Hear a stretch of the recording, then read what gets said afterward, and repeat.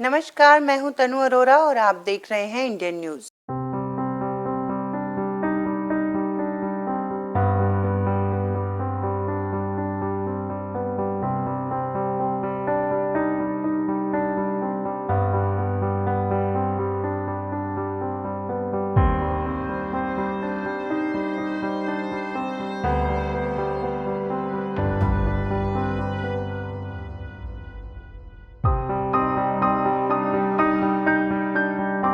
दिन था गुरुवार, तारीख 14 फरवरी 2019 यानी वैलेंटाइंस डे और समय करीब दोपहर के 3:30।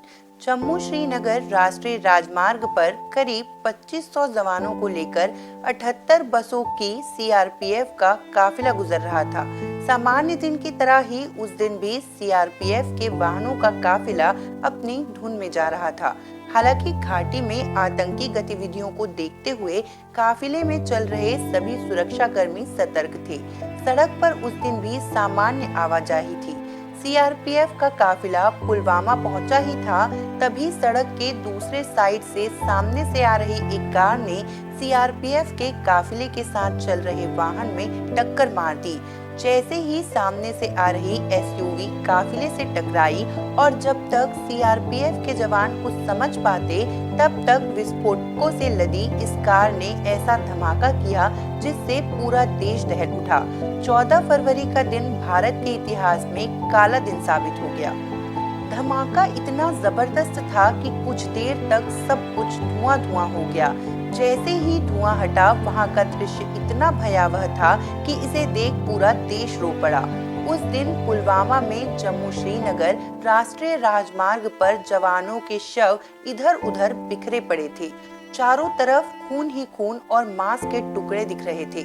जवान अपने साथियों की तलाश में जुट गए। तुरंत पूरे देश में हाहाकार मच गया, क्योंकि तब तक हमारे देश के 40 बहादुर जवान शहीद हो चुके थे। कई जवान घायल अवस्था में तड़प रहे थे। सेना ने बचाव कार्य शुरू किया और उन्हें तुरंत ही अस्पताल ले जाया गया। बचाव कार्य और सर्च ऑपरेशन दोनों एक साथ चल रहे थे। इस हमले को अंजाम देने वाला आत्मघाती हमलावर आतंकी आदिल अहमद डार था। आतंकी आदिल अहमद डार ही उस कार को चला रहा था जिसमें विस्फोटक थे। इसने खुद को इस हमले में उड़ा लिया। घटना के तुरंत बाद पूरे देश में शोक की लहर दौड़ गई। पाकिस्तान स्थित आतंकी संगठन जैश-ए-मोहम्मद ने इस आतंकी हमले की जिम्मेदारी ली। इस घटना ने देश को ऐसे झकझोरा कि सबके जुबान पर इसके बदले की बात आ गई। सभी आतंकियों से बदले की बात कर रहे थे। मीडिया और सोशल मीडिया से सरकार पर दबाव बन रहा था।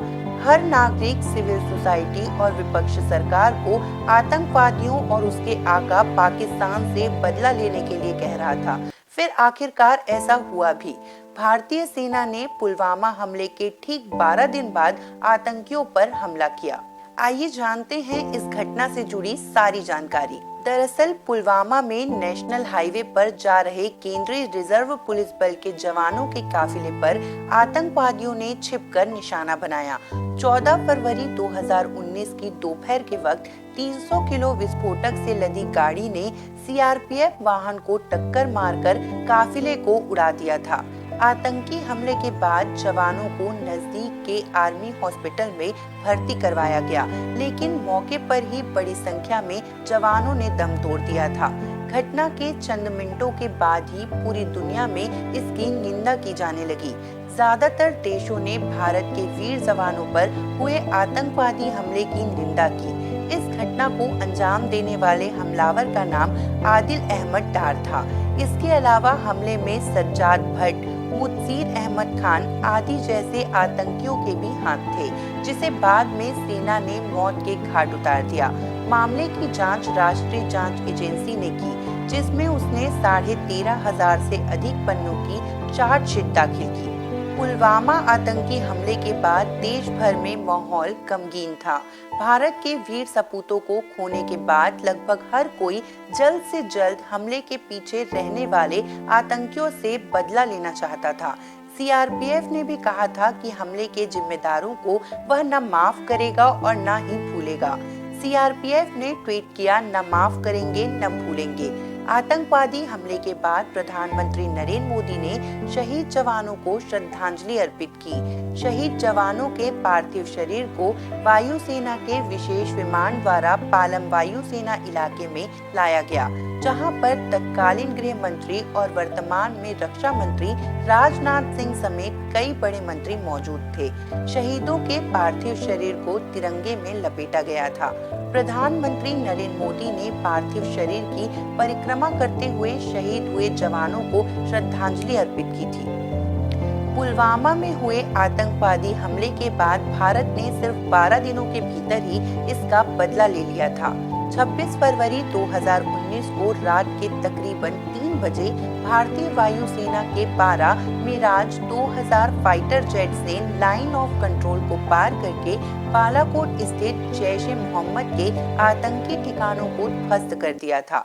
सूत्रों के अनुसार इस हमले में पाकिस्तान द्वारा पूजित 300 आतंकियों को मौत के घाट उतार दिया गया। एयर स्ट्राइक में तकरीबन 1000 किलो बम आतंकी ठिकानों पर बरसाए गए थे। पुलवामा आतंकी हमले के बाद पाकिस्तान से बदला लेने का प्लान बनाने की जिम्मेदारी प्रधानमंत्री नरेंद्र मोदी ने एनएसए अजित डोभाल को दी थी। उनके अलावा तत्कालीन वायुसेना प्रमुख बीएस धनोआ ने भी एयर स्ट्राइक में अहम भूमिका निभाई थी। इसी के साथ मैं तनु अरोरा आपसे विदा लेती हूँ। ऐसी और भी जानकारी के लिए देखते रहिए इंडियन न्यूज।